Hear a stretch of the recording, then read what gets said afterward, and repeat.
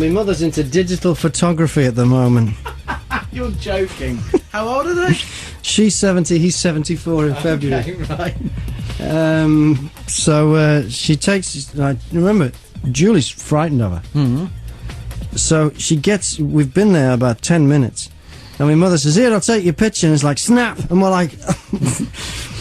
we're not ready for the... Yeah. We're not ready for photographs. We've just come from the match. Exactly, yeah. And so the old man messes about, gets the box out and everything and plugs it into the computer and prints it out on his 9-year-old printer. It finally comes out. And Julie goes, oh, we look terrible. And my mother goes, the camera doesn't lie. Playing the bagpipe is a little bit like playing the recorder, because you've got a recorder-like thing at the bottom of it, which is what you put your fingers over to get the different notes out. Right, the recorder-like thing, right? That's right. Yeah. The only different bit is the way you get the power into it. You've got to blow power up into it. That's right. Yeah. You've got to blow up the bag that rests underneath your arm. Right. Okay. Once that is blown up by pressing the bag out, expelling the air with your arm, that's when you can play the notes. Oh, so you squeeze the thing. That's right. There's a lot of effort that goes into it. It looks like an octopus. I'll just show you how it works. Okay. Richie's now pulling quite a serious face as he's put the mouthpiece in his mouth. He's trying to get the other bits and he's inflating the bag. Well, it sounds like that anyway. What was that? I heard a... That was the bag. Amy, can you, just for a second, it's difficult with headphones on, if you could just hold your fingers over that hole there. Not that, you fool. That'll mean there's one less thing for me to do. Hopefully we'll get a better note. All right. Richie's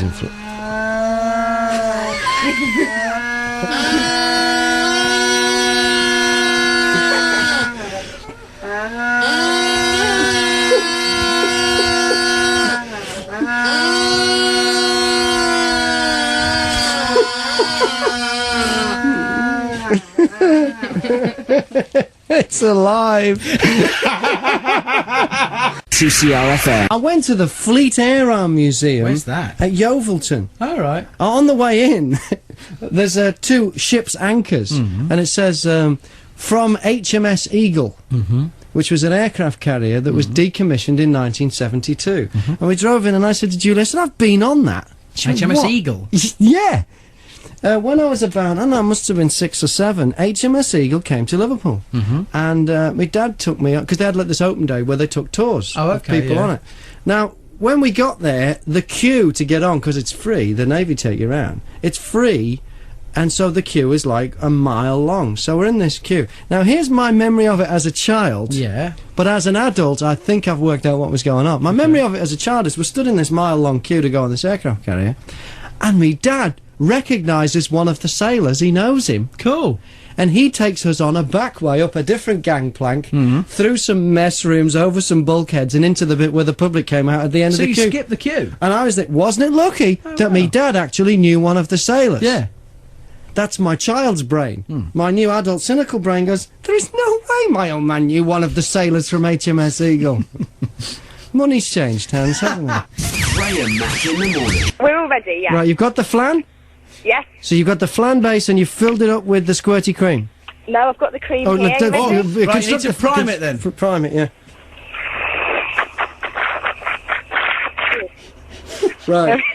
Okay. Now you need to put the flan in your hand, right under his chin. Right, okay. Are we doing that? We're all set right under his chin. Okay. And pass him the phone. Okay.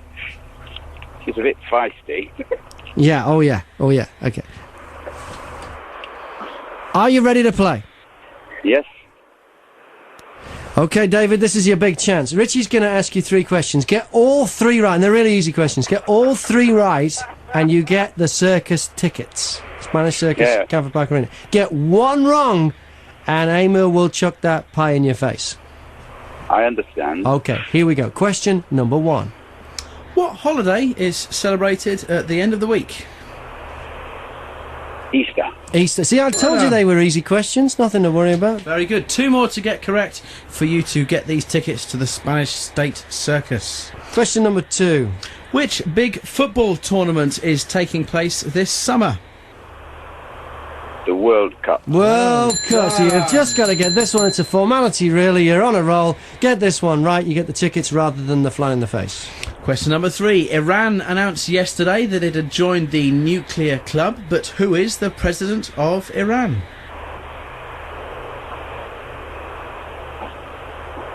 I can't tell you. Flanny, Amy!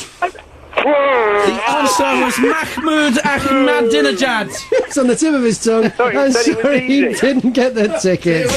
Graham Mack in the morning. We sent the Beagle spacecraft to Mars, and, well, it didn't make it.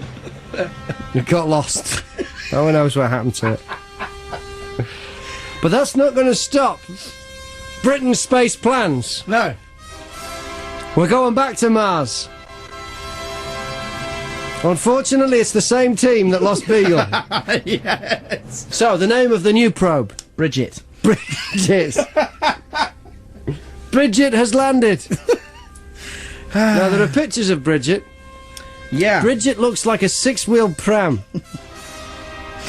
You're quite right, Graham. Some of the technical spec of Bridget. Yes. A top speed of 0.1 mile an hour. And a 20-minute delay in radio contact from the probe to Earth. Now, that's going to cause some problems, isn't it? Yes. It's going to... Hey, Colin, are we going to hit that rock there? Yeah, we are. Better tell the probe to turn right.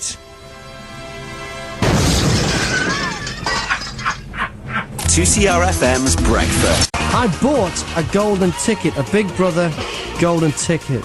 A lady called Janet yesterday. It was lovely. She's going to donate the £150 to charity. Good for her. Now I don't know what to do with the ticket. My immediate thought was that Richie should go into the house, but he seems a bit lukewarm on the idea. Oh, positively cold. What do you think I should do with this golden ticket? Bournemouth 23 4000. Roger is hanging on. Yeah, well, a few months back, Richie went on some dog show which was going to be televised, and this was going to, according to him, be his step into television work and fame and fortune. That's right. He was on the cusp of leaving this show for a highly lucrative television contract, yes. Well, now he's got a chance to get some prolonged television exposure. Exactly. That might feed him on. He actually was seeking out television work. No one forced him into hosting that dog show, which turned out to be a dog of a show. Now listen. What was it? It was fancy dressed dogs or something you hosted? No, it was a dog fashion show. Yeah, a dog different. fashion. Oh, I'm so sorry. There's a big difference. Now listen. Yeah. At the time, I said that I reckon I could carve out a great career in the niche of animal TV show hosting. Yes. I reckon I'd be good at that. I'm a natural with animals. Yeah. I don't think I'd be so good at this whole Big Brother thing. That's why I'm not putting myself forward for it. Yeah, I did want to leave the show and become a dog show host. Which one of us went out of his way to try and develop a TV career? I did. Well, there you go. Yeah, but in that But niche, now what's not in happened this now? niche. I don't want this niche. You can't be fussy. Beggars can't be choosers. I want the crafts I gig. think you should go in. No. Yes. Our favourite story of the morning is the BBC, who interviewed a taxi driver thinking he was an IT specialist. It was a bit of confusion. The runner ran out to get him from the reception. The IT specialist had gone to the toilet. The taxi driver was there holding the guy's name badge. Next minute, he's live on TV, asked about the iTunes Apple thing. Yep, the court and case the and all bloke that. played along with it live on TV. Would a Dorset taxi driver do that? Let's cross now live to Thunder Amy. Where are you right now, Amy? I'm outside the train station. Okay, now what we want you to do is find the taxi driver there. Tell him you're a 2CRFM news reporter and you're live on the air and your guest has not showed. Tell him he has to pretend to be the guest. We want to see if the taxi driver will play along. Go with it. Okay, where you go, Amy? Hiya, excuse me. I'm really, really sorry, but I'm supposed to be interviewing someone today and they just haven't turned up. I was wondering, his name's Dr. Saunders. He's from the IT Institute. Would you help me out? Because we're going to go live in a minute. And I just need someone just to pretend to answer the questions for the IT. Go on.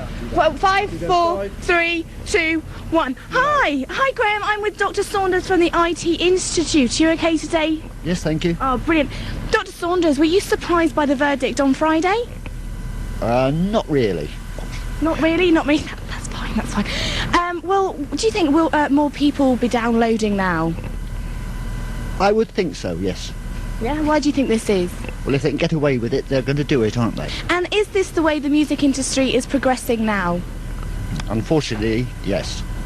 It is. Why, unfortunately? Well, I don't think it's a good idea, personally.